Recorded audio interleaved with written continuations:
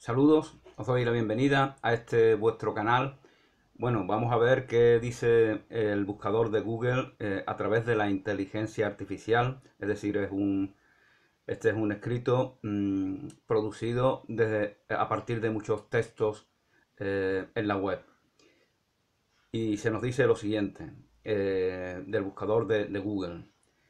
Johann Jakob Bachofen, un historiador del derecho y filósofo suizo, es conocido por sus estudios sobre el matriarcado y su teoría sobre la evolución cultural. Su obra principal, El matriarcado, interpreta la mitología romana desde una perspectiva romántica y propone un modelo de 4 fases evolutivas. Bueno, efectivamente, es posible que el estilo de Bachofen sea romántico, se ajuste a los patrones del romanticismo, lo cual no significa que sea menos verdadero.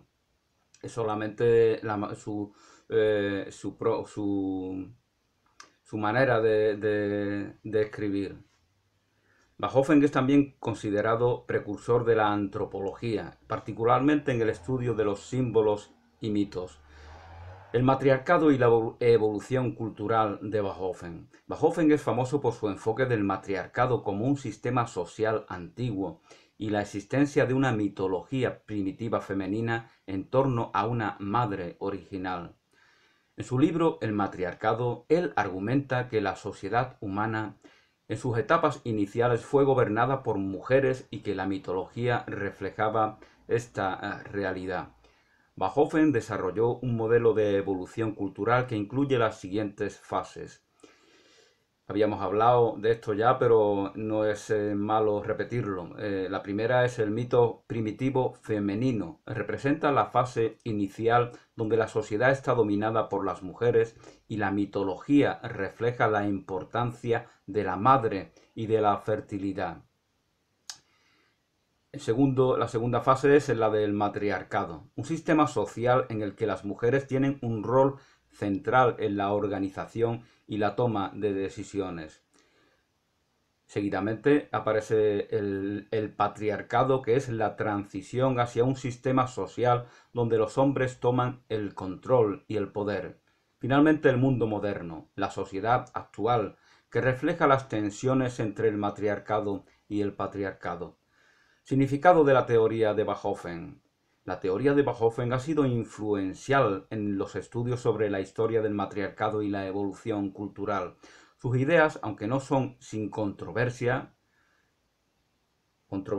como dicen por allá, son ideas controversiales, han contribuido a un mayor entendimiento de la importancia de las mujeres en la historia y han puesto de manifiesto la necesidad de cuestionar las narrativas tradicionales sobre la evolución social. En resumen, Johann Jakob Bachofen fue un pensador clave en la historia de la antropología y la historia del derecho. Su obra sobre el matriarcado y la evolución cultural ha tenido un impacto significativo en el estudio de las sociedades antiguas y ha abierto nuevas vías para la comprensión de la historia de la humanidad. Y leído este texto, voy a continuar con mis apuntes sobre este libro de Bachofen.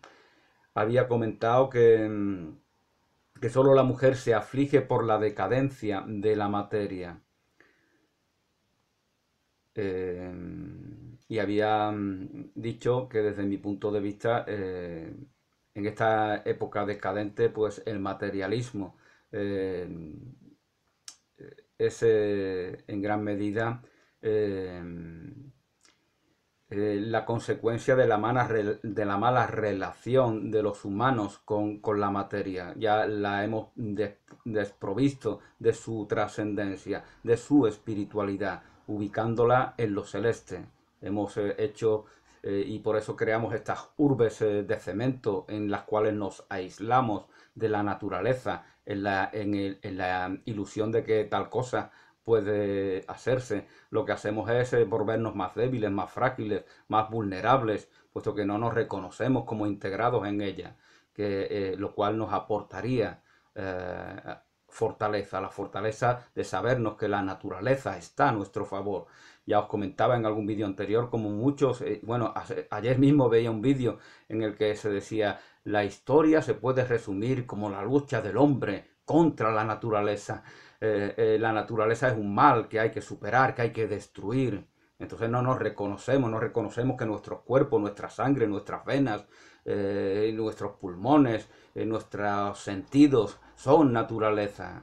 Es atacarnos a nosotros mismos sin tener conciencia de ello. Y fijaos que esto se critica mucho al cristianismo, que ubica en la naturaleza los males del hombre, pero verdaderamente la sociedad atea, agnóstica, escéptica, nihilista, negacionista, como quieras llamarla, también se caracteriza por esto. Se caracteriza por la aversión hacia la naturaleza. Las tribus urbanas son felices en esos entornos aislados del contacto con la sabia naturaleza. Y la mujer se vuelve codiciosa. Hemos pervertido la esencia femenina de su identidad. Y con lo cual ella pues se vuelve materialista, porque no se identifica con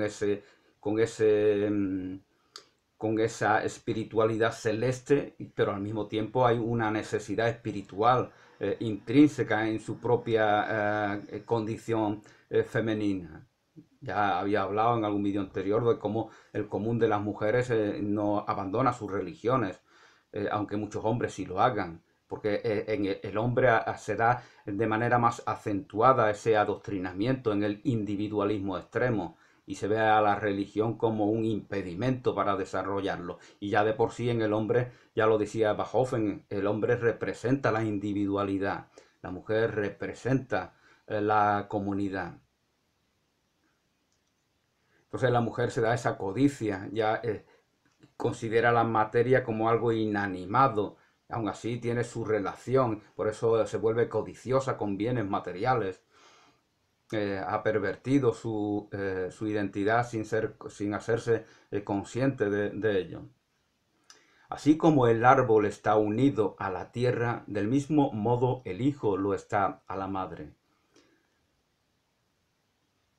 Así como el árbol está unido a la tierra, el árbol ya decía que para los antiguos es fundamental, hasta el punto de que había un zodíaco, por ejemplo, en muchos pueblos, como en el Celta, que tomaba los nombres de los árboles, igual que nosotros tomamos los nombres de las constelaciones. ¿Por qué? Porque la espiritualidad, incluso lo mágico, lo hemos ubicado allende las estrellas, nunca mejor dicho, porque hablamos ahora de constelaciones. Pero en ese tiempo lo mágico estaba aquí presente, estaba en el roble, en el castaño, etcétera, etcétera, en todos los árboles de los bosques sagrados, en donde vivían integradas estas tribus salvajes. Salvaje que viene de selva, fijaos que como también se pervierte el sentido de la palabra, usamos la palabra salvaje para insultar, cuando verdaderamente solamente hace alusión a lo relativo a la selva. Todas las madres de la existencia llevan un destello, como tierra y como luna. Todas las madres de la naturaleza, llevan una doble vida, en el mejor de los sentidos, como voy a explicar ahora, al igual que lo hace la luna y al igual que lo hace la tierra. Bueno, nos había explicado cómo la luna, de cara al sol, sin que tenga nada que ver con canciones falangistas, de cara al sol demuestran su feminidad, su receptividad, y con relación a la tierra muestran su rol masculino, los aspectos masculinos. Así lo entendía Bachofen, o así entendía que lo entendían estos pueblos de los cuales he estado hablando. Todas las madres de la existencia llevan una doble vida, como tierra y como luna. Como tierra, nos está diciendo que ellas son tierra y ellas son luna al mismo tiempo. En ellas están los siglos, lo vemos en el periodo por antonomasia, ¿no?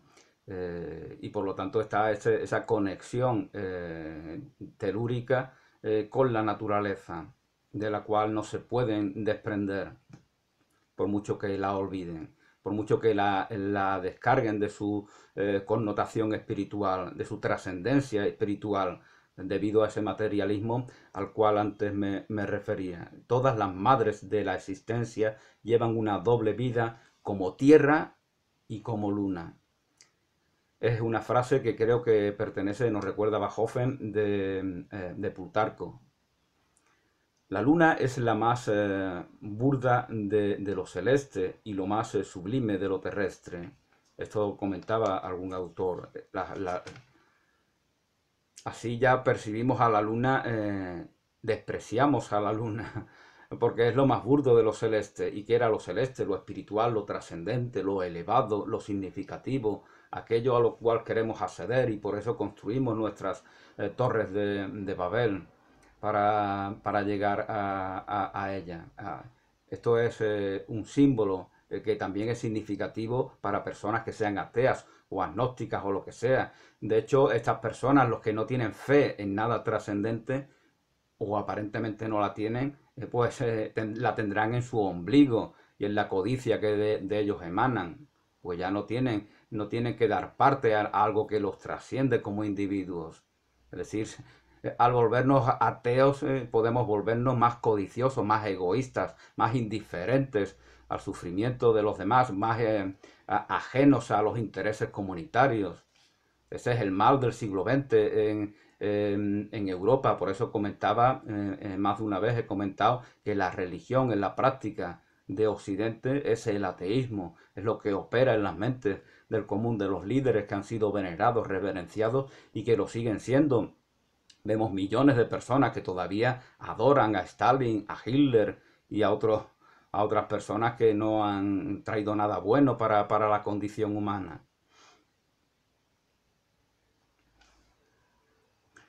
La luna es lo más burdo de lo celeste y lo más sublime de lo terrestre.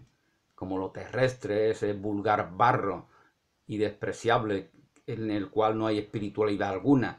Así la imposición patriarcal, el rey solar, que anula lo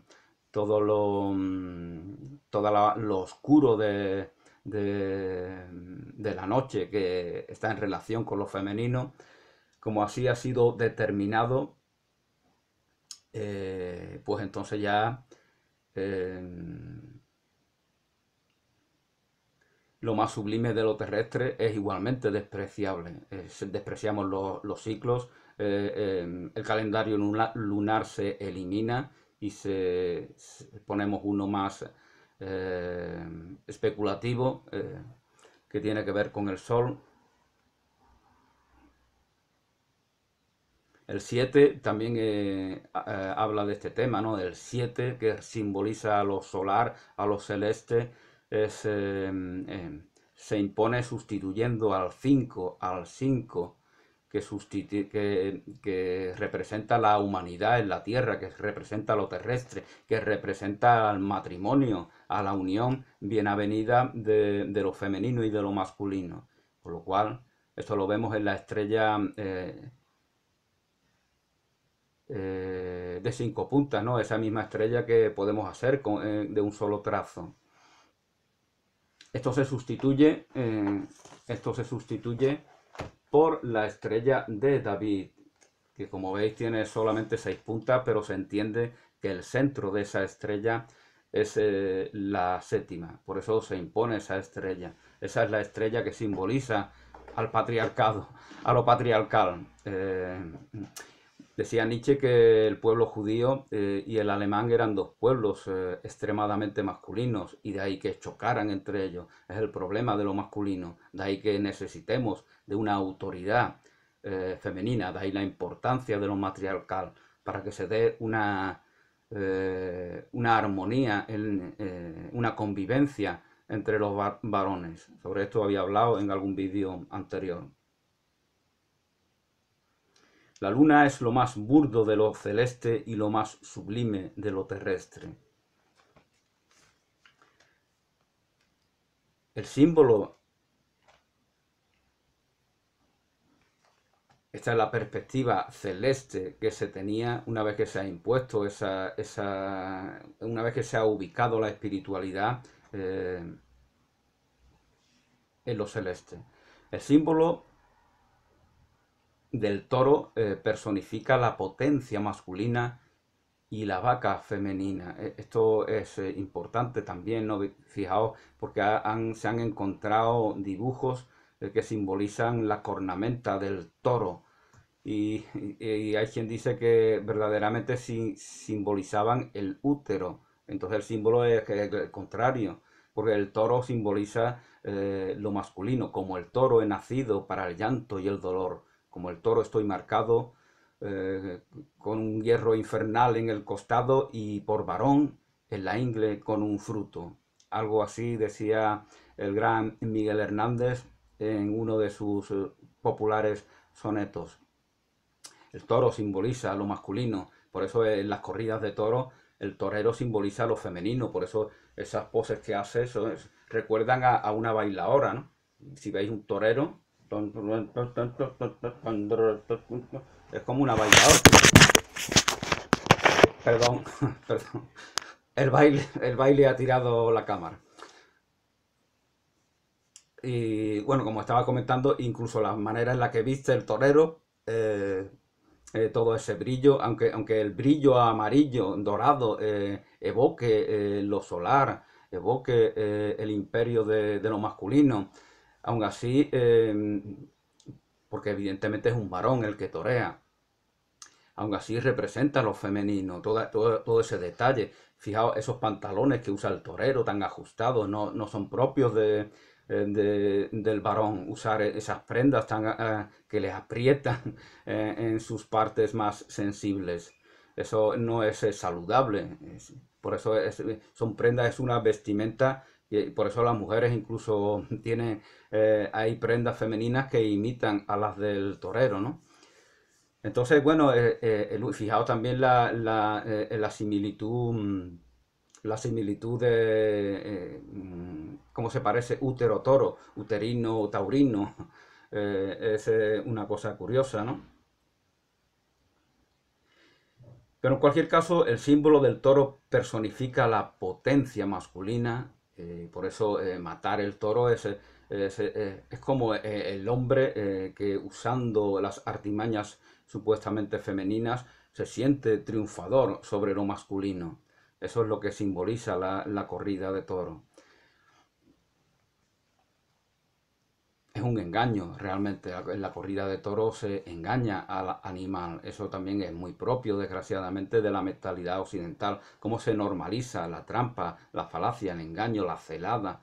Esto lo comentaba Muhammad Asad, lo decía en el libro, en los vídeos que hice sobre el Islam ante la encrucijada, de cómo, sobre todo en esas épocas antiguas, ¿no? Porque quizás, por desgracia, más que por suerte, los musulmanes se parecen mucho a los occidentales. Decían cómo los occidentales no tenían rubor en hacer trampa, atacaban cuenta por ejemplo cuando unos aviones están en guerra y están atacando a una comunidad y cómo finge el avión que se va para luego volver. Entonces esas trampas que hacen y dice ya los tenemos cogidos. Entonces el musulmán se va tras el avión disparando porque ya sabe que va a ser trampa, está intentando engañar a las personas. Ese fingimiento, no me finjo enfermo para luego darte la puñalada por la espalda cuando ya... Y se ve como normal, las tramas, los vemos en el fútbol, ¿no? Se tiran, hace su teatro y no tienen sentido de culpa ante esa conducta. Al contrario, se sienten orgullosos, han engañado al árbitro, pitan el penalti y ellos lo celebran. Eso es muy occidental, por más que nos moleste, la trampa, el engaño, y es también propio de la decadencia occidental de ahora, no de nuestros ancestros de hace 4, 5 o 6 siglos.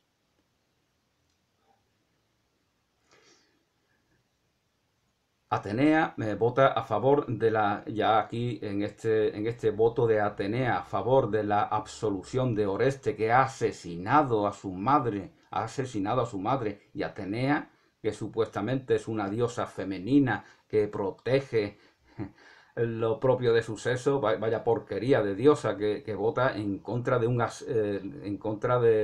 a favor de absolver al asesino de su madre. Entonces, bueno, Bachofen nos habla de muchas diosas, Demeter, Hera, Hestia, Afrodita, y como todas, ninguna verdaderamente es la que más es Demeter, quizá es la que defiende los intereses de la mujer. Y en el futuro, pues, cuando venga el tiempo de las brujas, la bruja, como os comentaba, que lo decía Jules Michelet en su libro del mismo título, personifica en sí todo lo que ha sido negado, combatido, toda esa naturaleza, todo ese espíritu presente, latente y vigente en la materia, en esa naturaleza de la cual huimos en estas cárceles de cemento. Todo ello lo personifica la bruja. En esos años de la Edad Media, el 99% de las personas vivían en pequeños entornos rurales de pocas personas, muy próximos, de ahí que la bruja sea fácil que aparezca esta figura, porque se niega la naturaleza, lo hace cierta tradición cristiana, toda según Jules Michelet, pero la naturaleza sigue ahí hablándonos y por lo tanto quien se sienta en contacto y en relación viva con ella, pues va a sacar unas conclusiones. ¿Y cuáles son esas conclusiones? La bruja por antonomasia son la consecuencia de esa relación viva de la mujer principalmente de la mujer, con todo aquello, con todo el espíritu de la naturaleza y los espíritus de la naturaleza, sean verdaderos o sean simbólicos. Esto ya es otra cosa. Que se están negando al ubicar a lo espiritual allende las estrellas. Atenea vota a favor de la absolución de Oreste. Apolo asume la defensa de Orestes. Como no, Apolo es el delegado del mismísimo Júpiter, el rey Sol. Y él defiende ese patriarcado con lo bueno y lo malo que pudiera traer. Y defiende a Orestes. De hecho, Orestes pues sigue siendo idolatrado en muchos sentidos. Las erinias lo acusan, las erinias son las diosas de lo telúrico, de lo oscuro, ya se le ve como demonios, pero es consecuencia de esa negación de la espiritualidad de la Madre Tierra. Las erinias lo acusan y no reconocen el derecho implícito en el lazo matrimonial, pues una de las acusaciones, uno de los argumentos defensivos de Orestes es que su madre, a la cual Climenestra, a la cual había asesinado, le había sido infiel, supuestamente. Las erinias no reconocen tal cosa, como que infiel, ¿qué es eso de infiel? El matrimonio es algo artificial desde este punto de vista, es debatible todo esto. Desde este punto de vista, el matrimonio como lazo impositivo que nos priva de libertad es algo artificial, con lo cual, ¿qué es eso de fidelidad? Entonces, las erinias solo reconocen el estado anterior, en el cual la mujer tenía las relaciones que tenía circunstancialmente con hombres distintos.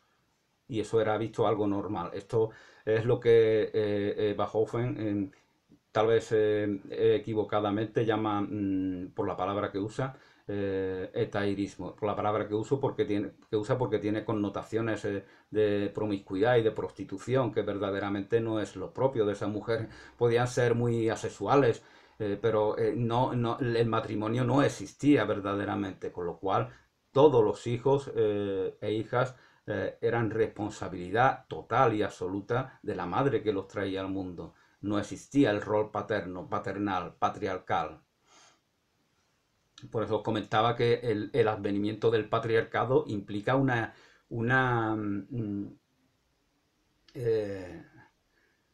implicación del varón en la gestión de la gobernabilidad de la familia. Por eso es demandado por las propias mujeres.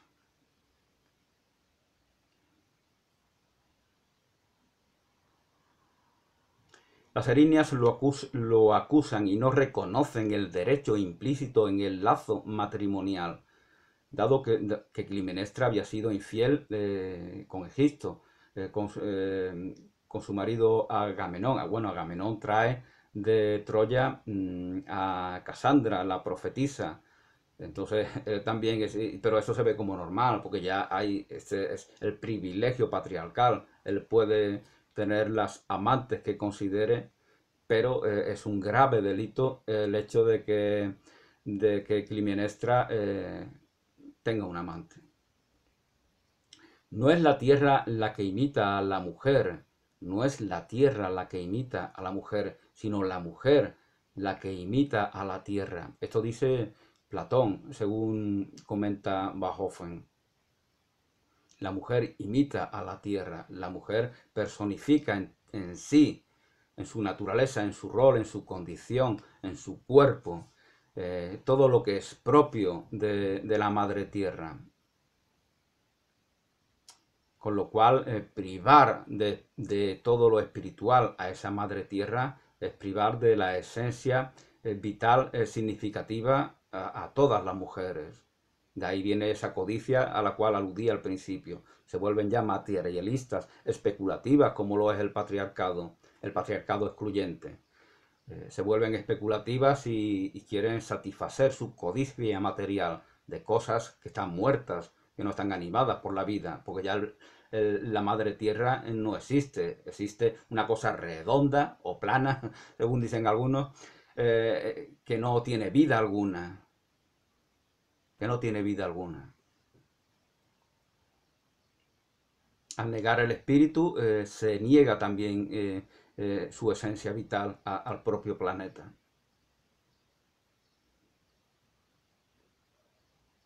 La mujer no fue concebida por marchitarse en los brazos de un solo hombre.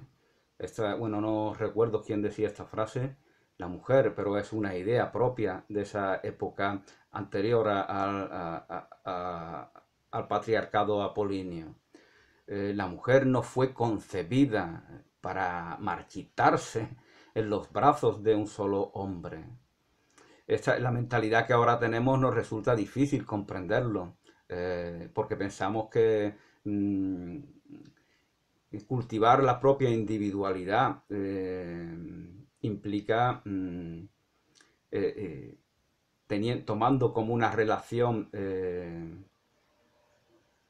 tomando como algo, sin siquiera concebir la posibilidad de relacionarme estrechamente con la persona del sexo opuesto, pensamos que eso es algo inconcebible. Sin embargo, eso es lo que se daba. Y hacemos un juicio moral sobre ese tipo de conductas. Pero no tiene nada que ver una mujer de hoy en día que decide tener múltiples amantes, no tiene nada que ver con estas mujeres. Ellas no concebían tener una relación estrecha con alguien específicamente.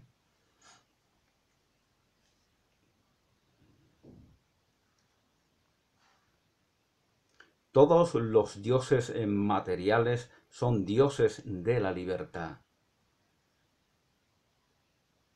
El derecho civil no los alcanza. Todos los dioses materiales de la materia, de la tierra, que no están en ese espacio celeste en donde rige Júpiter, Zeus, Jehová, Alá, son dioses de la libertad. Esto dice presuntamente Higino o Higinio. El número 2 muestra la unidad de la fuerza de la naturaleza. El número 2, el número 2, el número 2 muestra la unidad de la fuerza de la naturaleza, la unidad de la fuerza de la naturaleza.